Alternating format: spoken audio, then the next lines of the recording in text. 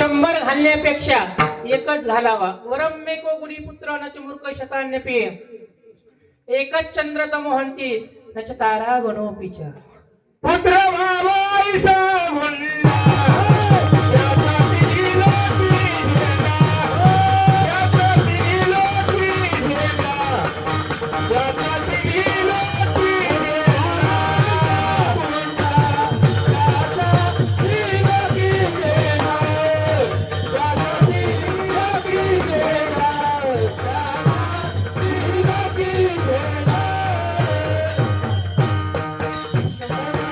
घालण्यापेक्षा एकच जन्माला घालावा, पण छत्रपती शिवाजी सारखा घालावा. 1000 चांदणे आकाशामध्ये उदित होतात, पण अंधार नाश करू शकत नाही. एकच चंद्र आकाशामध्ये उगतो, साऱ्या सृष्टीचा अंधार दूर करतो. तसा माझा शिवबा जन्माला, आणि शिवबाने ह्या मृत्यू लोकातला, महाराष्ट्रातला सगळा अंधार दूर केला. चालत्या हाताने तुम्हाला एक सांगल, महाराष्ट्र म्हणजे मराठा आणि मराठा म्हणजे महाराष्ट्र. इथं कोणी एक जात श्रेष्ठ नाही. इथं 18 पगड जात महाराष्ट्रामध्ये राहते. म्हणून राजांनो, कधी जातीसाठी भांडण करू नका. ते लोक एका ताटात जेवायला लागले ना आपल्या आपल्यात भांडण लावून मोकळे व्हायला लागले. म्हणून पंजाब, सिंधू, गुजरात, मराठा जे राष्ट्रगीत गाजलंय विनोबा भावेना, रवींद्रनाथ टागोर यांनी, त्याच्यामध्ये सगळ्या राज्याचा उल्लेख केला आणि महाराष्ट्राला मराठा म्हणलेला आहे. मराठा कोणी एक जात नाही, अख्खा महाराष्ट्र मराठा आहे. बोल छत्रपती शिवाजी महाराज की. म्हणून जातीसाठी कधी भांडण करू नका ना आपापसात भांडून एकमेकाचे वैरी होऊ नका. खरा तो एकची धर्म जगाला प्रेम अर्पावे. आज जगाला ज्यांनी प्रेमाचं शिक्षण दिलं, त्याच एक वीराचा आजही त्या ठिकाणी जयंती महोत्सव आहे. आणि ते आहे आमचे स्वामी विवेकानंद महाराज.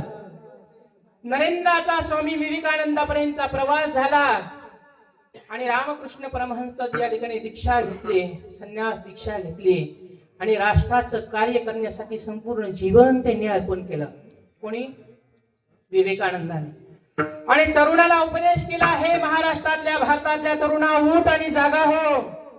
परमार्थ हा रडण्याचा विषय नाही, परमार्थ हा हसण्याचा विषय नाही, परमार्थ आहे जागा होण्याचा. आणि जोपर्यंत आपण जागे होणार नाही तोपर्यंत जीवनातलं दुःख दूर होणार नाही.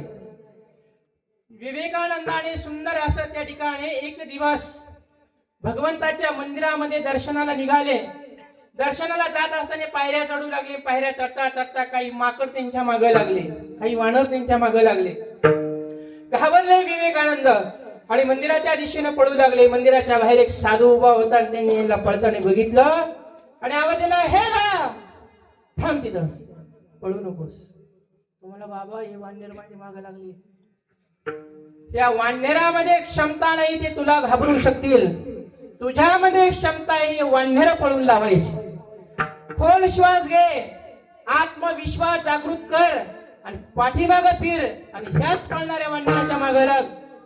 स्वामी विवेकानंद जागीच फिरले, एक विश्वासाचा श्वास घेतला आणि त्या वानराच्या मागे लागले. तसेच वानर पळून गेले. त्या स्वामी विवेकानंदाने तरुणाला जगण्याची शिक्षा दिली. माझ्या महाराष्ट्रातला तरुण त्या ठिकाणी हरत चाललेला आहे, व्यसनाच्या अधीन व्हायला लागलेला आहे. त्याचं एकच कारण आहे, निर्णय घेण्याची क्षमता नाही. हरला तर अनुभव येईल आणि जिंकला तर अनुभव येईल आणि हरला तरी अनुभव येईल. म्हणून कधी घाबरू नका. कोणतंही कार्य करायचं असेल तर ते मोठ्या उमेदीने, मोठ्या आत्मविश्वासाने करा. एक दिवस विजय तुमचा निश्चित होईल. आपल्या भारत देशाचे, आम्ही आताच मागच्या आठवड्यामध्ये रामेश्वरला जाऊन आलो. रामेश्वरला आम्ही आपल्या भारत देशाचे राष्ट्रपती APJ अब्दुल कलाम साहेब यांचं सुंदर घर बघितलं. अख्खं दक्षिण फिरलो आम्ही. 6 राज्य फिरलो 13 दिवसात. किती? 6 राज्य.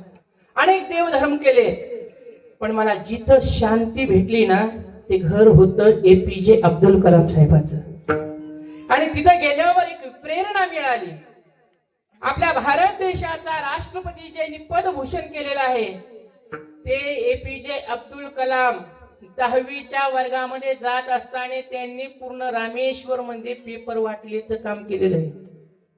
घरोघर पेपर वाटायचे आणि पेपर वाटून त्याचे जे पैसे येईल त्या पैशातून त्यांनी आपलं शिक्षण घेतलं आणि पहिल्या वर्षीची एक परीक्षा दिली.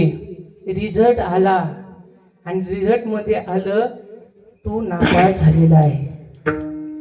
मन घाबरलं, दुःखी झालं, पण हरलं नाही. त्या मनाने पुन्हा पेपर वाटले, पुन्हा ऍडमिशन घेतलं, पुन्हा परीक्षा दिली, पुन्हा रिझल्ट आला. अब्दुल, तुम्ही नापास झालेला आहात. दुसऱ्यांदा नापासचा रिझल्ट आला. तिसऱ्यांदा पुन्हा पेपर वाटले, पुन्हा परीक्षा दिली आणि आज विचार केला APJ अब्दुल कलाम साहेबांनी, आता इथं रामेश्वरला राहायचं नाही, आता आपण हरिद्वारच्या गंगेच्या तीरावर जायचं. हरिद्वारच्या गंगेच्या तीरावर गेले आणि रिझल्ट यायचा त्या दिवशी तिथं बसले आणि त्या गंगा मातेकडे बघत विचार करत होते. पहिला पेपर, पहिली परीक्षा पेपर वाटून केली, दुसरी परीक्षा पेपर वाटून केली, नापास झालो. पण हे तिसऱ्या परीक्षेचे पैसे भरायचे होते ना, पैसे नव्हते, म्हणून बहिणीचं मंगळसूत्र आणलं, सोनाराचे इथं विकलं होतं आणि त्या मंगळसूत्राचे पैसे ऍडमिशन साठी, पेपर साठी फीस भरलेली होती. हॉल तिकीट आलं, परीक्षा दिली, 6 पेपर झाले. रिझल्ट यायच्या दिवशी गंगेच्या तीरावर बसले, विचार करू लागले, आज जर का नापास झालो तर रामेश्वरला पुन्हा जाणार नाही आणि ह्या जगात सुद्धा राहणार नाही. ह्या जीवनाचा शेवट ह्या गंगेमध्ये करल. दिवसभर गंगेच्या तीरावर फिरत होते, रिझल्ट येत नाही तोपर्यंत एका साधूने विचारलं, नरे तू रोज येत नाही पण आज दिसतोय, कुठून आला, काय आला आणि का तू चिंतेमध्ये फिरतोयस? घडलेली घरची सगळी राम कहाणी सांगितली, जीवनाचं दुःख सांगितलं. साधूने सांगितलं, अपयश आलं म्हणून कधी हरायचं नसतं बाळा.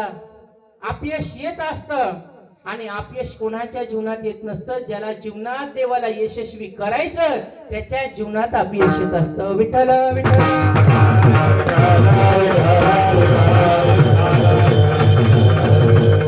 म्हणून त्या ठिकाणी घाबरू नकोस. तरुणांना माझा संदेश असेल, काही मुलं म्हणतात नाही आम्ही हुशारच नाही.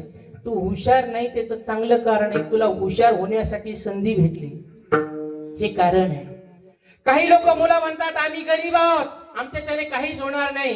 गरिबी तुला चान्स भेटलेली श्रीमंत होण्यासाठी. घाबरू नकोस, लढ जीवनात, संघर्ष कर. एक दिवस जग तुझं पाय पडेल, एक दिवस जग तुझं होईल. त्या ठिकाणी सांगितलं घाबरू नकोस, तुझा विजय होईल. आणि APJ अब्दुल कलाम साहेबाचा 5 वाजता निकाल लागला आणि निकाल आला. निकाल बघितला तर डोळ्यातून अश्रू घळघळ गळले आणि त्याच गंगेच्या तीरावर पडून त्या ठिकाणी 1 तास रडले APJ अब्दुल कलाम. साधूने पाठीवर थाप टाकली, सांगितलं तू परीक्षेमध्ये उत्तीर्ण झालास, पास झालास. हे तुझ्या आता दुःखाचे अश्रू नाही, हे आनंदाचे, सुखाचे अश्रू. ज्याने संघर्ष केला त्याला जर का विजय प्राप्त झाला तर त्याला सुद्धा रडू येत असतं, त्याला सुद्धा रडू येतं. पण हे आनंदाचे अश्रू आहेत. घाबरू नकोस. आता इथून एक आत्मविश्वास घेऊन जा. जगामध्ये 2च गंगा आहे. एक जी गंगाच्या तीरावर तू बसला ही पाण्याची वाहणारी गंगा आहे आणि दुसरी गंगा आहे ज्ञानगंगा. याच गंगेला ज्ञानगंगा घेऊन तुझ्या डोक्यात घेऊन जा. एक दिवस या भारताचं भूषण बनशील आणि तोच मुलगा एक दिवस या भारताचा राष्ट्रपती बनला. कशामुळे? आत्मविश्वासामुळे. म्हणून जीवनात कधी घाबरायचं नाही. आता तुम्ही जे ह्या उजाडात बसलो आपण, ही लाईटचा शोध कोणी लावला माहितीये का? कोणी लावले नाही. हा लाईटचा शोध एडिसन नावाच्या एका शास्त्रज्ञाने लावलेला आहे. तो मुलगा कानाने अपंग होता. ऐका, माझ्या अभ्यासात आलेलं सांगते, तुमचं म्हणणं बरोबर आहे. 700 वर्षापूर्वी माऊलीने सांगून ठेवलेले ज्ञानेश्वरी मी पण रोज वाचते, ही गोष्ट बरोबर आहे. पण प्रेरणा जगातली कशी घ्यायची? एडिसन नावाचा एक मुलगा होता, विधवा बाईचा मुलगा. शाळेमध्ये घातलं आणि शाळेमध्ये घातल्यावर त्या ठिकाणी महिनाभर शाळेत गेला आणि महिना झाल्यावर शाळेतल्या टीचरने एक पत्र लिहिलं आणि ते पत्र त्याच्यात घालून पाकिट तयार केलं आणि सांगितलं, एडिसन हे घरी गेल्यावर तुझ्या आईला दे. एडिसन ते पत्र घेऊन घरी आला, आईला दिलं. आईने ते पत्र फाडलं, वाचलं आणि आईच्या डोळ्यातून अश्रू आले. एडिसनने विचारलं, आई तू का रडतेस? आईनं सांगितलं, बाळा तुझ्या शाळेतून जे पत्र आलं ना, या पत्रामध्ये तुझं कौतुक केलेलं आहे. तुझ्या मॅडमना सरना सांगितलं की तुझ्यासारखा गुणवान हुशार विद्यार्थी वर्गामध्ये दुसरा कोणी नाहीये. बाकीच्या मुलाला शिकवताना हा तुमचा मुलगा फार हुशार असल्यामुळे अनेक प्रश्न करतो, याच्या प्रश्नांची उत्तर देता देता बाकीच्याला शिक्षण दिले जात नाही, म्हणून याला शाळेत पाठवू नका असं तुझ्या टीचरना सांगितलं.